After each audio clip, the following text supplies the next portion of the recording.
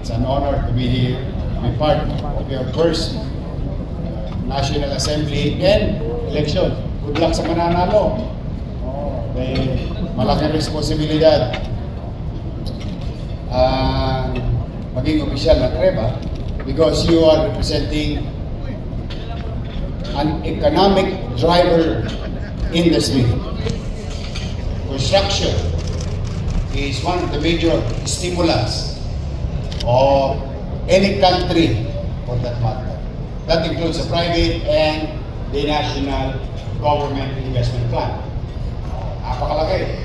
Pag ang pamahalaan tumigil mamuhunan sa infrastruktura, wala rin halaga yung mga future na gagawin ninyo. Dahil hindi mag-appreciate or mag-evolve, mag-develop a particular community. Kaya sa inyo, sa mga magiging opisyalis o opisyalis, talaga na sabi nga ni Sharon Cuneta, pasan ko ang daigdig. Malaking responsibility. But mag-i-special mention lang ako. Si Boysen, nasaan ba si Boysen? Ayun, si Boysen. Malaking tinutulong sa amin yan sa Manila. Andiyan ba yung mga taga-Boysen? Ayan, shout out. Wala akong tosgas dyan. Lagi ako nakakahingi ng pintura. Lalo na pagkatapos ng rally. O yung mga Colombians na yun, magra-rally-rally, hindi ko naman sila inaawat, pero dinudumihan yung mga pader namin. Hindi ba nila akalain na iyan ay tutususan ng pamahalaan? Hindi ko naman mapayagan dutyutin. O yun nila yung Maynila. Hindi na nakontento sa pader. Pati stoplight, gusto na tanggalin. But I'm really grateful to Boysen, one of many donors of the city of Manila. Thank you very much. Special mention to Boysen. Alam niyo, nabanggit ni Domats, mas tinatawag namin siya Domats, as a matter of respect, one of our elders in the city of Manila. Idol ko po talaga si Lee Kuan Yew. Totoo po yun, sapagkat minsan mahirap paniwalaan na posible pala sa mundo, and it goes to us also, na kapag may isang leader, makachamba ka lang ng isang leader, consistent, visionary, at kayang ipasagasa sa tren yung dalawang kanyang barangay tanod sa Riles, to really be firm in his beliefs na pataasin ang antas ng pamumuhay ng kanyang mamamayan. Mangyayari. Sa mga batang nandito, kung mayroong mga bata, kasi nakita ko rito, marami dito, kundi na lang ang birthday. Pero may asin pa. Who would thought, no? Sino makakaisip na yung pusali or talagang kanal, open sewerage system na Singapore 60 years ago na ngayon ay Singapore na nakikita na. Isa lang yun. Marami siyang katulong. Pero dahil sa kumapit ang tao sa kanya at itinulak siyang lubos sa kapangyarihan at siya naman hindi nagkaksaya ng panahon na talagang tuhuyin yung what you call social perennial problem. Particular, yung HDB.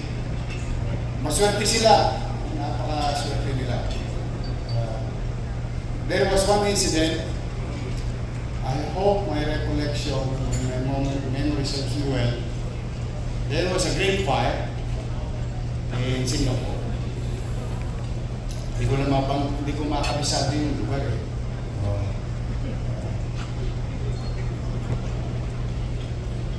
PM on LKY went to to the victims. Stood up there. Wala, bagsak ang balikat. Talagang, may manyunyot pala rito sa podium. Bagsak ang balikat. And he said, doon sa squatter area, wala nang babalik sa inyo dito.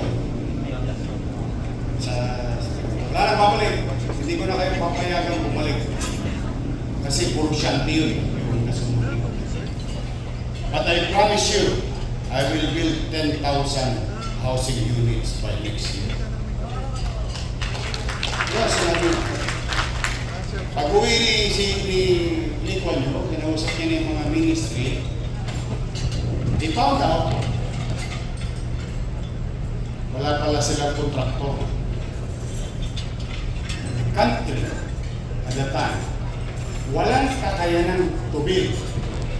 Walang company sa Singapore. Patay tayo. So they have to import from Malaysia. A company from Malaysia. Cross. To build housing. And through to his word, natayo yung housing. At nagkaroon ng disenteng masisilungan yung kanyang mga mamamayan. May patubig, may pakuryente, may pasilong.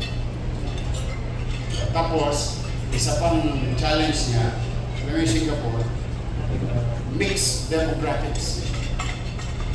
The Malays, the Chinese, the Hindus, meron siya. May kanya-kanyang ugali, may kanya-kanyang kultura. Pinagsama-sama niya sa isang building. Kaya doon may nag-aalaga ng manok sa loob ng condominium, may nag-aalaga ng kambing, may nagtayo ng sari-sari store. But sabi ko nga sa iyo, hindi ko lang masabi yung word eh. But dinala niya talaga yung katigasan niya. Sabi niya, we have to police them. If we allow them, then we just created a vertical squatter. So he did. Pinumpis ka niya, yung unit, pinalis niya, then the rest is history. Nagdisiplina yun. So why am I telling you this story? Is simply because one of many, maybe, believes in MBN. Minimum basic needs. Housing, education, healthcare, and jobs. Yun ang apat na yun. Yung apat na yun. Yung nakikita yung mga pailaw-ilaw, pakuti-kutita, palinis-linis, paparte-parte, yun yung Ajinomoto ng gobyerno. Yung pampalasa, pampasarap. But the main ingredients of City of Manila under my watch will continue to focus on investing to MBN. Minimum basic.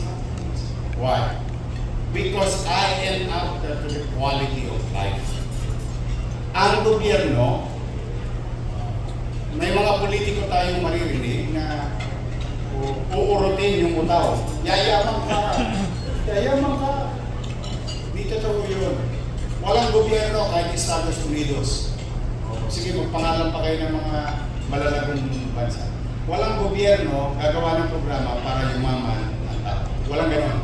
Hindi kaya ng gobyerno. But any form of government, whether communism, socialism, democratic, republican, any forms of government can uplift the quality of life ng kanyang mamamayan.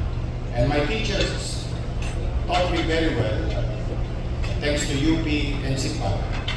Sabi niya, if you focus on the minimum basic needs, the quality of life, tapos you are reading materials, and somebody like me told you, na may prueba na. Hindi kreba, prueba. Alam ko, kreba, may prueba na. May prueba na. Then, mamukat-mukat mo, talagang mapaglaro ang tadhana. Sino mag-aakala na isang squatter magiging mayor?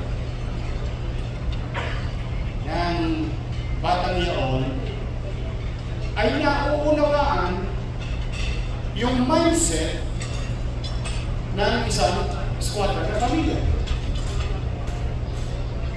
So you have a government, may resources, you have textbook from the academies, you have resource person who have resulted already, then you have a mayor who experience ano ang nararamdaman na pakiramdam ng isang taong walang kasiguruhan sa kanyang panirahan. That's why, salamat naman sa mga taga-Maynila, pero may mga taga-Maynila din ako na mga batang sa Tarlac, Singalo, may mga dito kanina. That's why, I'm grateful to the people of Manila when they gave me a chance in 2019. Bagamat napakahirap ng laban ko na yun. Sobra. Dalawang presidente po yung isang presidensya po, isang dating presidente.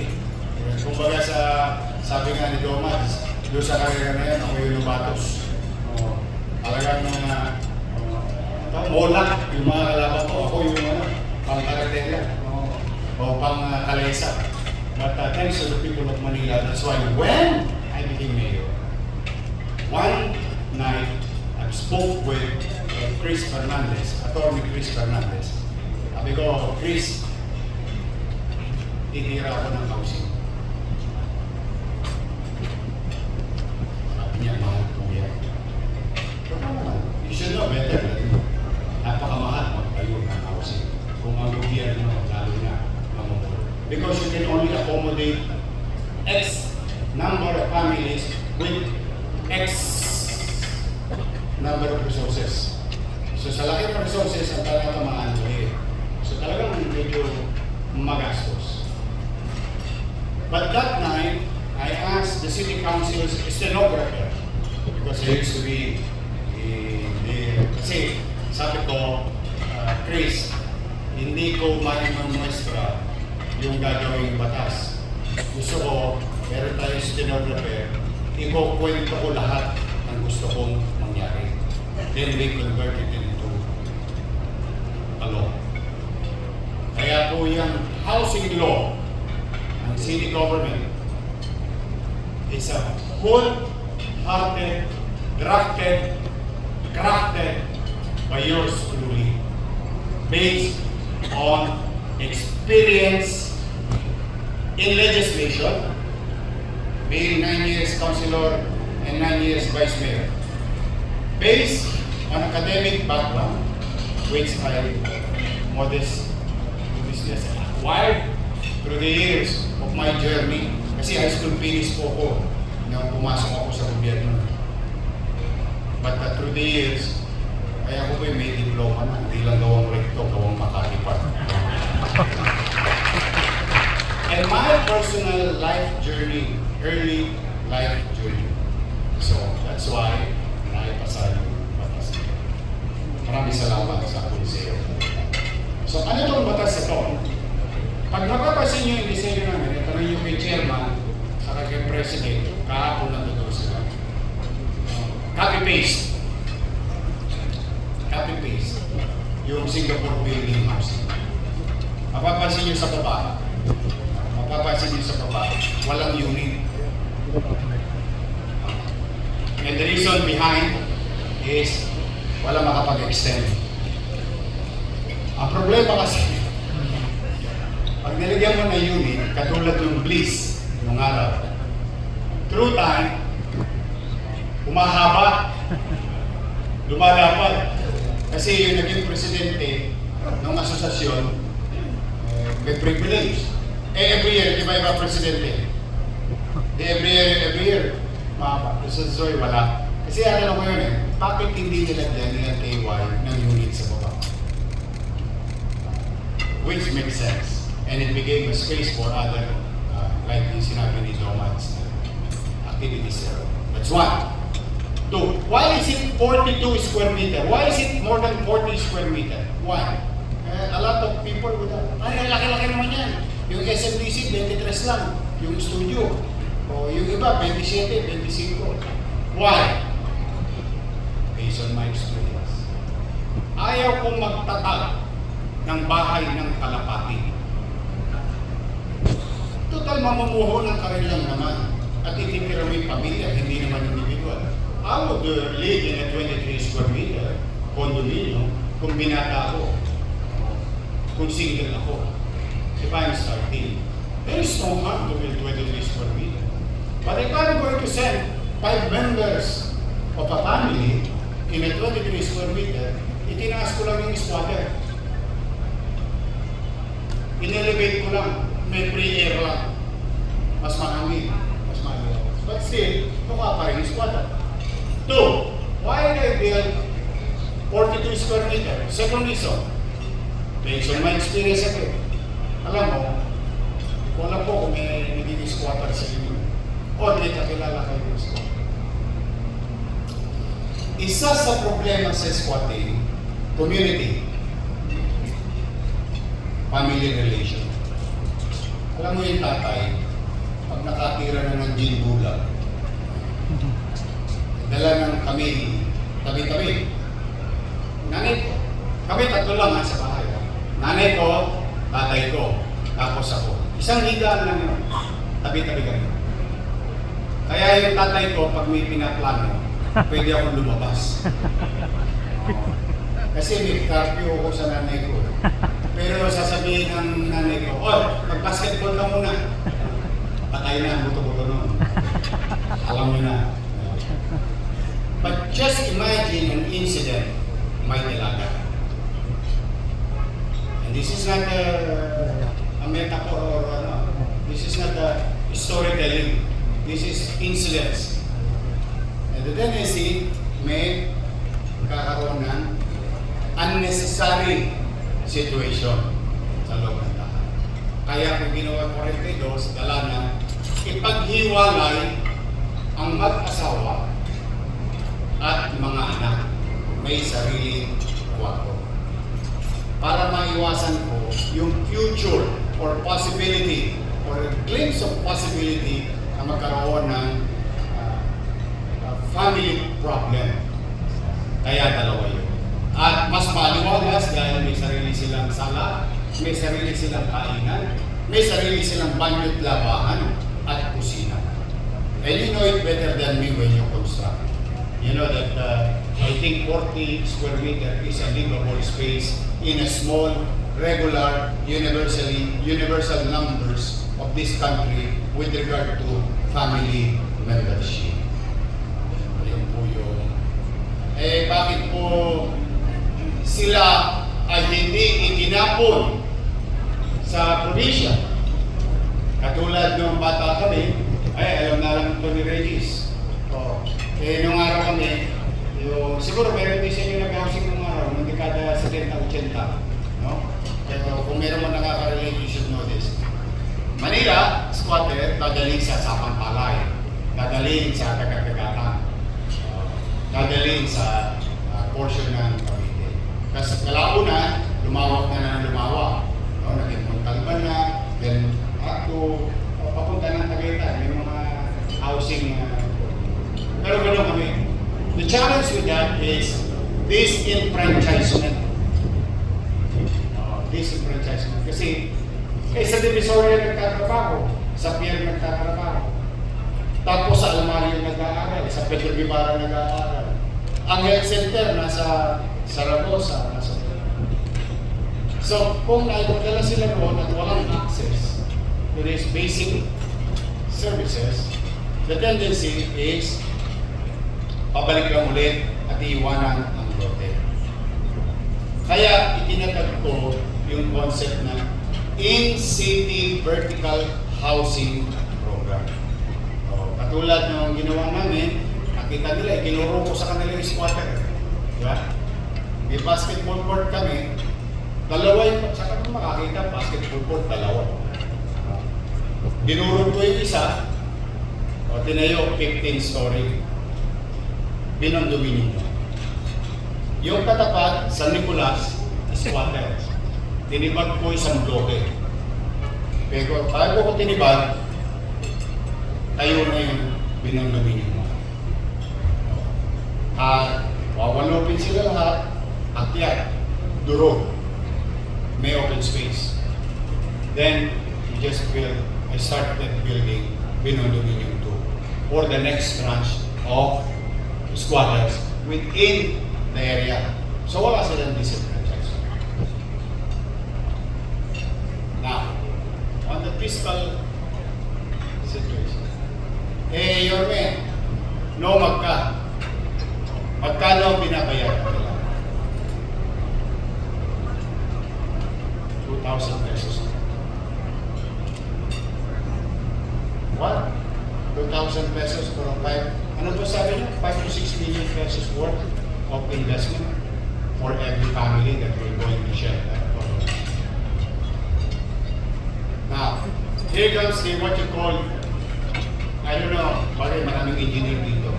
Dadagdagan ko lang yung word. Fiscal engineering. Ang gobyerno, maraming pera. Hindi kayo mananalo sa amin. Wala. Name it, San Miguel. Mas maraming pera ang gobyerno. Name it, PLDT. Mas maraming pera ang gobyerno. Bilyar, mas maraming pera ang gobyerno. Paris, mas maraming pera ang gobyerno. Walang mananalo sa inyo. Wala. Sa dami ng pera ng gobyerno. Now, let's go now to the law. May pera. In fact, wala kaming gagawin. Pagdating ng Enero 1 hanggang Pebrero 26, or no, I'm sorry sir, February 10, magbabayad kayo ng business tax. Tatanggal lang kami. Nakagano lang kami, tangod ang gobyerno. Darating ng pusa. O pagdating ng last quarter, lalo na pa December, maghahabol kayo ng discount sa milyar. Nyanyan na lang ang gobyerno. Wala kayo mag-e-effort pa para kumita. Tama, mali. Ang gobyerno, tatangod lang. Whether you like it or not, there are only two things in this world that is certain: debt and taxes. So, my point is, we have money. Yes, we may have mismanaged it by some others, but there is money. So, kung mayaman ang gobyerno, why are you going to dilute resources to make it appear to general public that you're doing so much? Pero sa totoo, wala ka nare-resolve pa. I'd rather spend billions, hundreds of millions to a particular space, but it addresses social perennial problem. Now, if you rank it at 1:200 na linyada, at least nakuha ko isang linya, 99 na lang yung problema ko. At hindi ko napapalitan. That's what we did. We utilize our resources efficiently to address and confront a particular geography and demographics para na sa gano'n may mapupuntahan, may end game, may tuldok. Maaaring ngayon ay puro kuwit ang gamit namin, pero darating ang araw, matutuldukan. Ito, urban, ayaw ko gawing illegal yung word. Unofficial urban settlement. Nagtuturo, katulad ng nanay. So, bakit 2,000 pesos? Tinanong ni Atty. Chris,